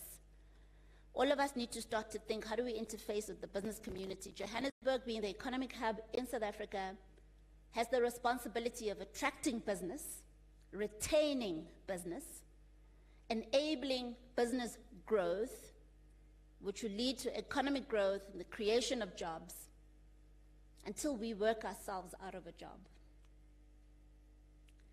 And we need to start to think about how we are making it easier. MMC Etchus and Joku has already started in the planning environment together with JDA, and I believe that there's a lot that we can do to be business friendly. In fact, we've just tabled the draft IDP and budget, and one of the things we looked at was the tariffs.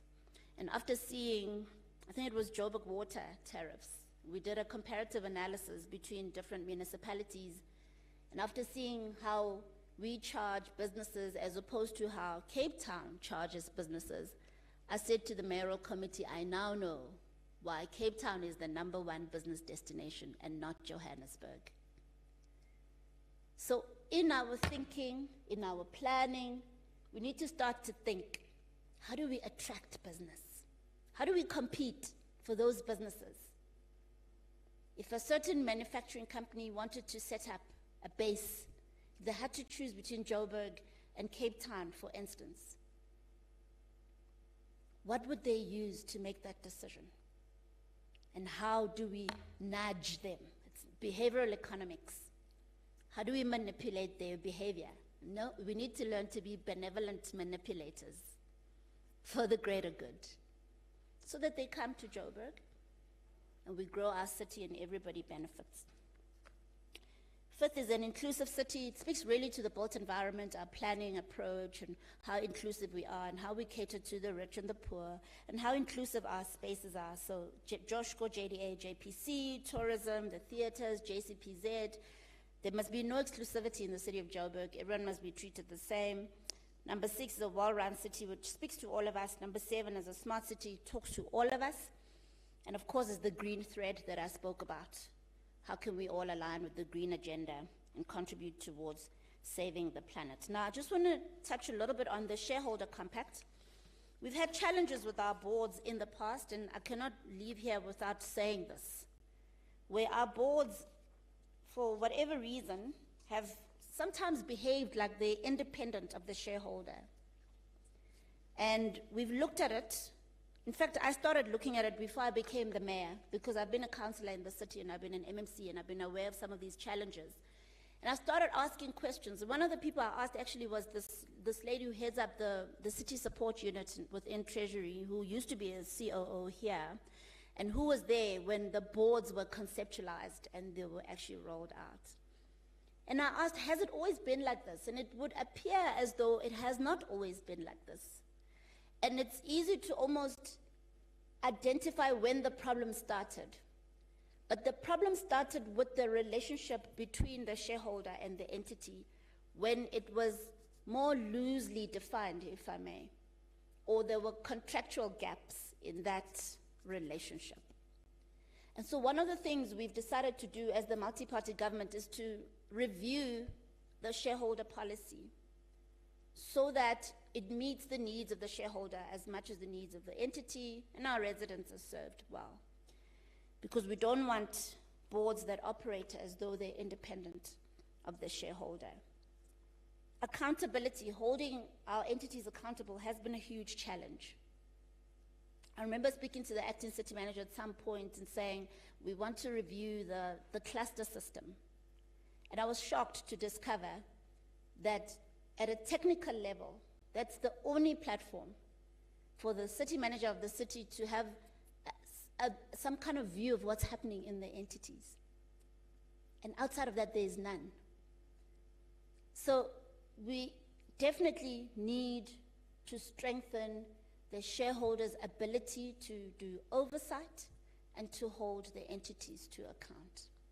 So prepare yourselves, we will be working on that. Now, I just want to look at a few provisions of this shareholder compact as it stands. And I will read about 3 that I think are good for us to start with. Number 1, outline and strengthen the accountability of the board of directors to the shareholder with respect to the service delivery mandate of the company. The compact is there to also promote transparency. I spoke about data and how data is going to help us with this. The compact is also supposed to promote good governance in line with the applicable laws and regulations, service delivery agreements, and service standards that bind the company. And it's also supposed to set out the mandated key performance measures and indicators to be attained by the company as agreed between the city as the shareholder and the board of directors as the accounting authority. So this is really saying, what are we doing as the shareholder and the entities? What do we expect from you as the shareholder?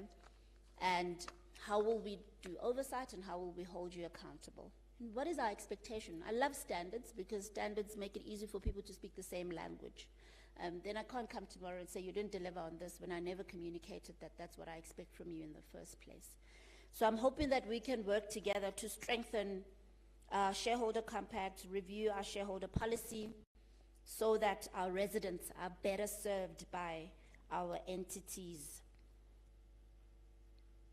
Lastly, I just want to remind all of us, in line with my remarks in the beginning, that we are the hope of the residents of Johannesburg, over 6 million by now.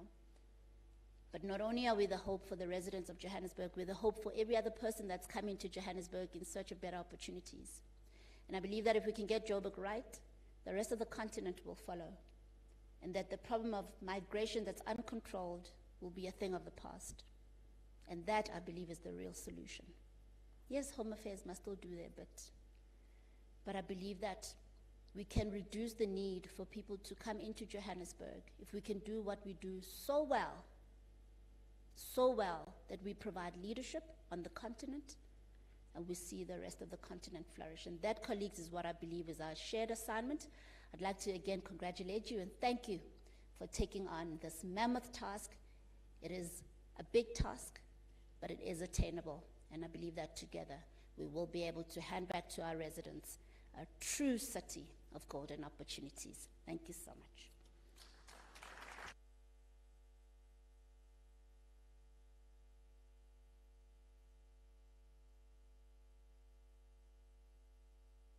Thank you, Executive Mayor.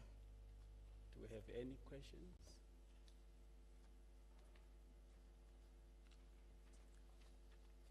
Thank you. I've said it before. I said it on the 15th of February that the future looks good, that the city of Johannesburg is in capable hands, and by default of the province and of the country. because of the caliber of people or the leaders, some young, that we have. And jointly, I think, we can turn things around. Jointly, we can. And there was an emotional plea that says, let us rebuild the city of opportunities, the city of Johannesburg. And that cannot be done one white person or by city power alone. It can only be achieved if all of us collectively, we work together to respond to this plea, which I think it's beyond an individual. It's a plea that we should subscribe to and respond to it. EM, thank you very much. Now we're moving to a presentation that we'll receive from GSPCR. And I want to note the apology from the acting group head for GSPCR. He's on leave, Mr. Zaid Ibrahim. You will be represented by Mr. Tagalani Mara. We call him Reverend Mara. And I know that he will be assisted by Mr. Harvey Palatze. He's here.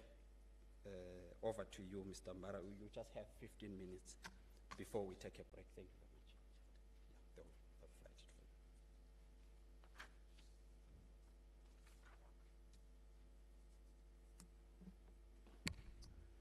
for you. Good morning, Executive Mayor, MMC in attendance, Acting City Manager of the greatest city in the Southern Hemisphere, executives who are in attendance, board members who are joining the City of Johannesburg to assist us. My name, I am Emmanuel Takaranimbara. I am from Chiawero, born and bred in Chiawero. I will be talking to you about the IDP of the City of Johannesburg, the draft IDP that the Executive Mayor, she alluded to, and the City Manager. Yes, I'm waiting for the colleagues to help me with the gadgets so that I can be as professional as possible.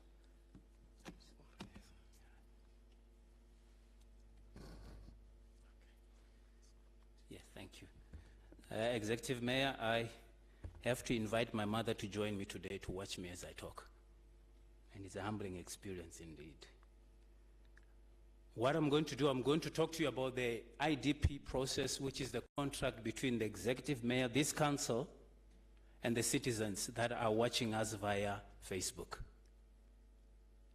And this is a contract that, as the Executive Mayor, she alluded, and the City Manager to say, we have consulted and we continue to consult. What is the IDP? It is important for those of you who are from the private sector to understand. This is the strategic document of the City of Johannesburg. If you want to measure our success and our failures, it has to be done within the confinement of the IDP. And why do we do the IDP? The legislation is clear. Our Section 25 Municipal Systems Act talks about a single, inclusive, and strategic plan that is developed by the municipality. And this plan talks about the performance measurement. Anything that we cannot measure, we cannot implement. It will remain a fallacy. We have got measurements, we have got targets that need to be tracked on quarterly basis, some of them monthly basis, others annually.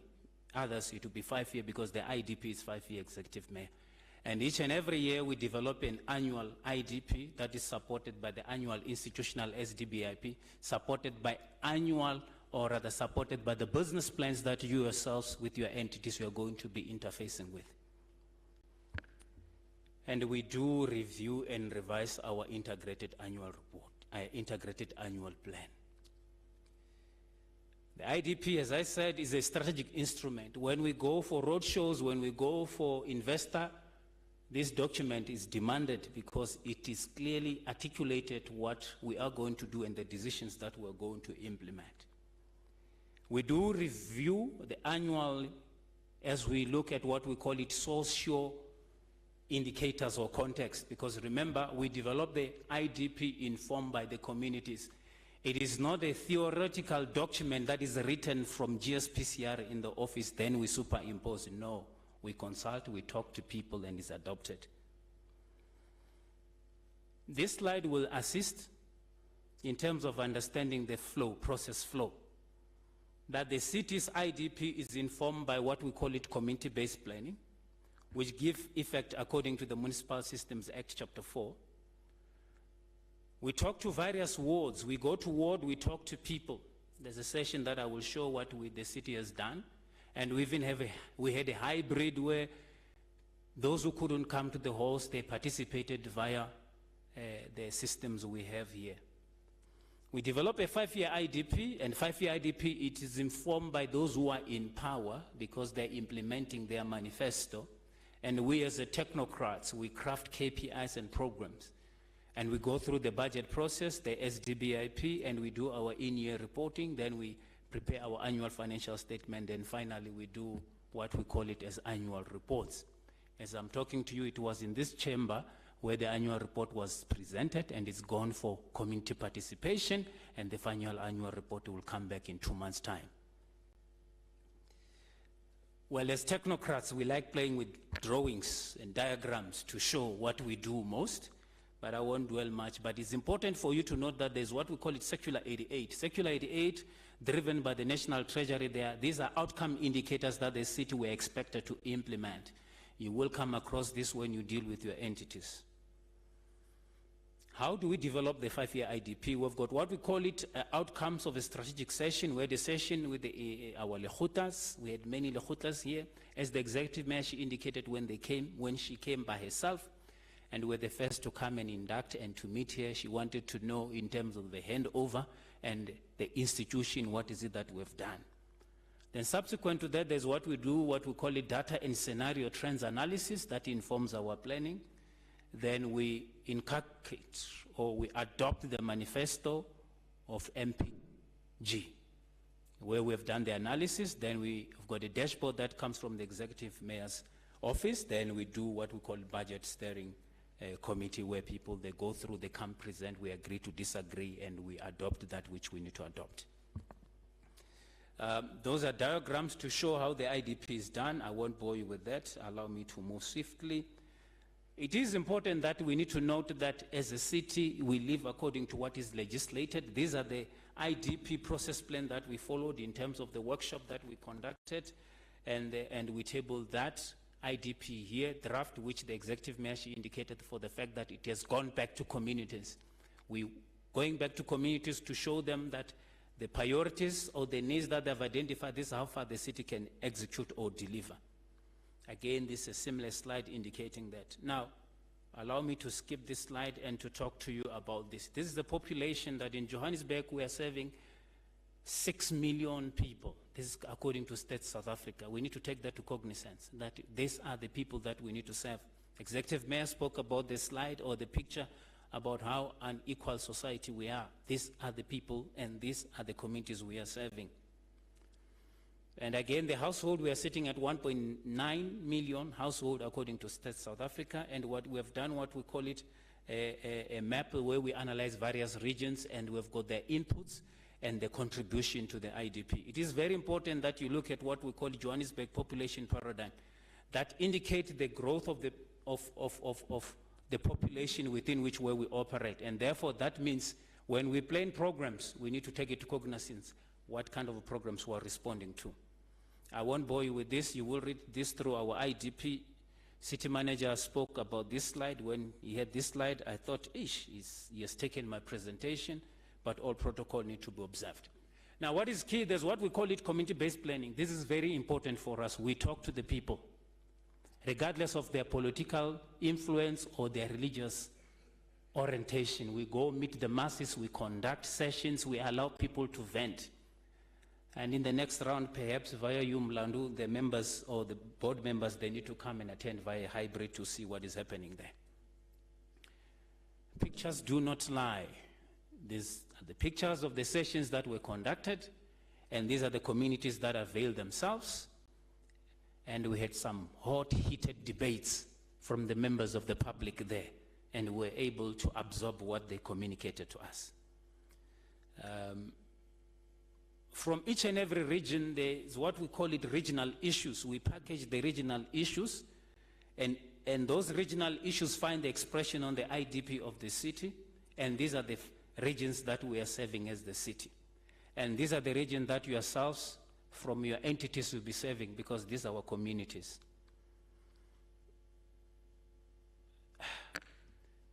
Where there is no vision, people perish. The vision is the future, where we want to go. The vision inspires us what we want to come, and when we wake up in the morning. The vision of the city that went to council is the vision which we say is a city of golden opportunities, a vibrant, safe, reliant city when local government delivers a quality service for every resident. Executive Mayor, she spoke about every resident. The residents of this great city of Johannesburg, we need to offer them an enabling environment as far as opportunities are concerned. How are we going to do that? We're going to do that through our mission, where we have committed ourselves in terms of pro-service delivery and to create a city environment that is resilient, sustainable, livable now for future generation. It aims to do this through our long-term plans and the IDP, which outlines the target program service to enable support that delivers economic growth, optimum management of natural resources and the environment, the development of the society and the individuals within it, and practice and encourage of sound governance in all cities, what we do. That's how we are going to do that. Then we as technocrats, of course, we needed to take the 7 priorities, and out of the 7 priorities, we craft programs.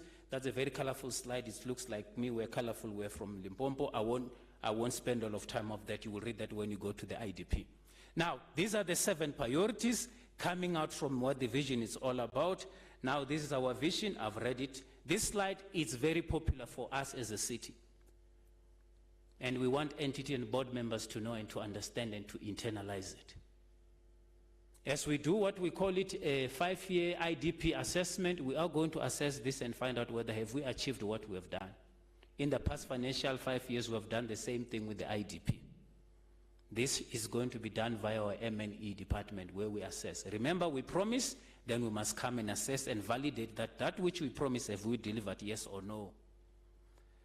Executive Mayor and the members of board members who are here, the city, we do have strategies. In terms of caring city, human and social development, there's a strategy there. When you look at the inclusive city, there's a special transformation development framework there, the inner city transformation roadmap. Executive Mayor, she alluded that while she was in her practice, whenever she walked to her living space, she will see the inner city. We have got a strategy in terms of dealing that. We need your assistance in terms of implementing that at an entity level. Smart city, city manager alluded to say, when you bring your budget to the city, any program that doesn't talk to smart is going to be number last on our prioritization, because we want to be a very smart city to do things seamlessly. As technocrats, really, these are the slides that explain the programs and the strategic intervention. You will read this as you access the IDP. I can tell that Advocate Mlando is looking at me with those eyes to say, you need to move on now. Now, we create what we call it a 5-year scorecard. The 5-year scorecard talks about that which is in the IDP, and that 5-year scorecard trickles to what we call it the institutional SDBIP, which we track on a monthly basis, quarterly basis. We come to this chamber via a city manager, EMT, mayoral committee to give account about the work that we have delivered, or the progress, therefore, is based on the scorecard. Anything that we cannot measure, it cannot find an expression on the dashboard scorecard. That's a scorecard. There's what we call it secular. I indicated about Secular 88. We have been found wanting as far as the implementation of the Secular 88 as a city. There are various tiers that the National Treasury has prescribed, but I can indicate to you that at this point in time, and the 141 KPIs as a city, we are sitting at 58 of them. Some of the KPI Executive Mayor and the members of the board members who are here, we need to understand that we do not have system in terms of tracking them. There shall be a process that as GSPCR, through governance, we continue to engage in terms of understanding. certain KPIs of a standard that we can only account based on the formulas and the statistics modeling based on what statistics South Africa is saying. These are some of the things that hinders progress in terms of implementing those indicators that are high and mighty there. The City of Johannesburg will develop what we call it monitoring and evaluation framework. There is a framework, we are revising it.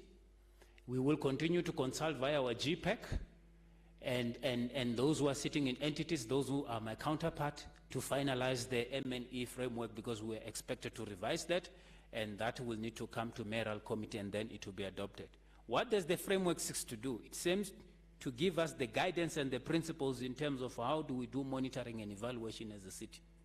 When we met the executive mayor, we did indicate that there's a program that we're going to subject it via what we call it rapid evaluations, because evaluations takes long time, but rapid evaluations allows us to do things quicker and seamlessly, meaning we might do things in less than 2 to 3 months and come with intended results and to communicate the findings. Executive Mayor, City Manager, thank you for the opportunity that you gave me to induct your board members, our board members. I thank you. I suppose I won't take questions because my principals are here, they will talk to that. It's a joke.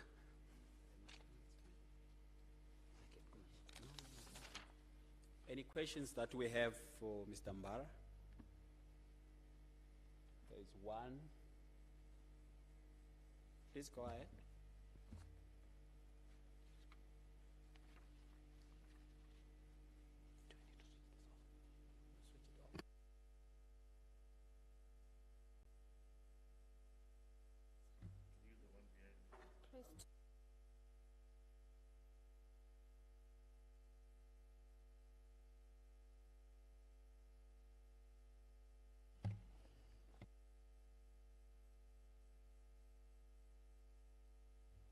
This one works. Okay. Thank you very much. Since you were brought up in Shawela, and I'm your neighbor brought up in Piri, I can ask the question. You spoke about community, I think, based participation. How did you manage political interference in those public-based participation? Because at times, for us as ordinary citizens, attending those, it seems like you are attending a rally of a particular political party disguised as a government meeting.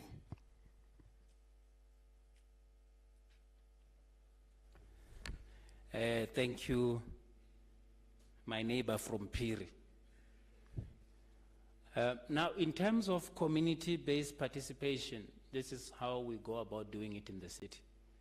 GSPCR prepares the presentation. Via the legislature, we communicate that particular presentation in terms of where were we in the past in terms of the IDP and what is it that we have done as a city.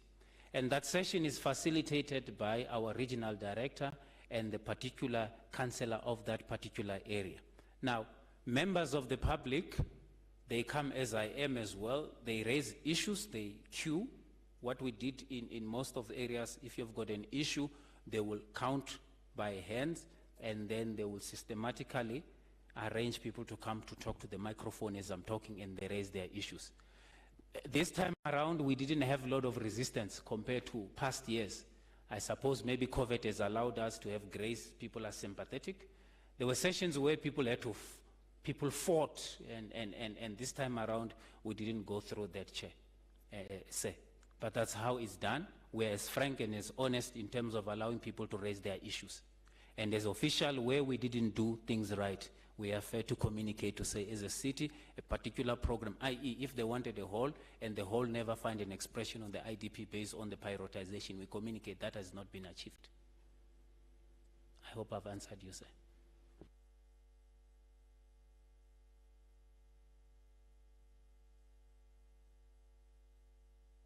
Yes, please. Thank you very much, Mr. Mbara. I think EM, when we're having the inductions in entities, we've been making this plea to say, let's move away from what I would call a desktop oversight approach, where you'll have your board members only looking at the reports before them and the comment, it ends there. Can we please make some arrangement where in a financial year, they will spread themselves. In a month, you have one board member that joins the MMC Ngobeni on some pre-leads. They can go and see what is happening on the ground. That can actually respond to what Tagalan was presenting in terms of monitoring and evaluation. At least to go and see what is happening on the ground. You'll be able to provide some oversight. You'll understand the challenges that the officials have on the ground. If there are any challenges, we'll be able to lead if we have an idea of what is happening. By the way, we don't pay for that, but just, I'm seeing, city manager, sorry? Okay.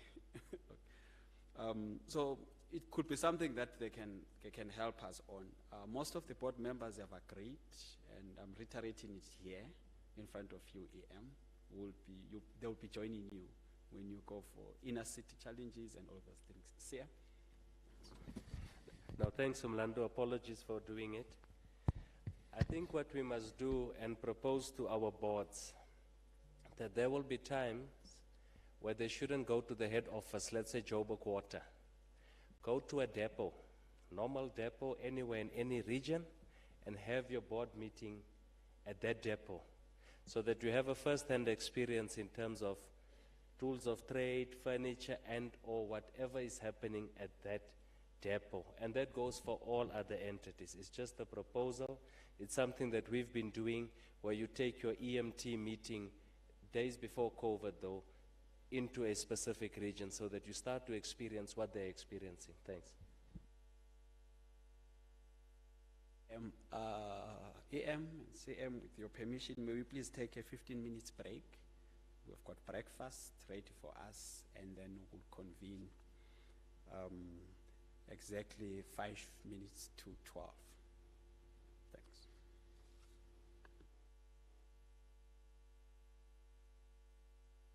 I'm told there's a maroon Audi that has blocked a way, but the number plates are short. I know there's FS37GP. Please, if you can help with your vehicle, thanks.